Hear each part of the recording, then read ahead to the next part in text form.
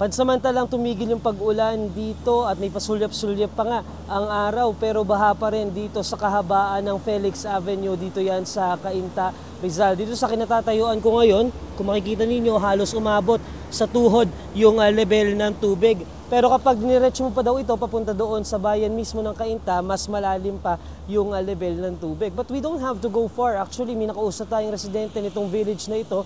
At kapag pinasok mo daw ito, aabot pa sa hita yung level ng tubig dahil na rin nga sa tuloy-tuloy na pag-ulan, lalo na kaninang madaling araw. Currently, under state of calamity ang Cainta, Rizal. At dito, kung makikita ninyo sa aking likuran, may mga nakaparada ng sasakyan dahil ayaw na nilang suungin, ayaw nilang i-take yung risk na baka mas stranded lamang sila kapag diniretso pa nila itong lugar na ito. May mga SUV ganyan na nakakaraan pa rin, may mga truck na may lulan na mga pasahero na itatawid dito sa Felix Avenue. Pero yung mga maliliit na sasakyan, marami na tayong nakitang umatras na lamang dahil nga sa takot na rin na mas stranded sa gitna nitong highway na ito.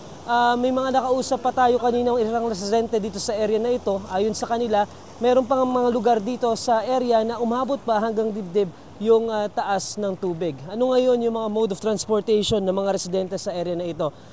Kanina may nadaanan tayo o inoferan tayo ng pedicab ride. So isa yun sa mga sinasakyan ng mga tao ngayon.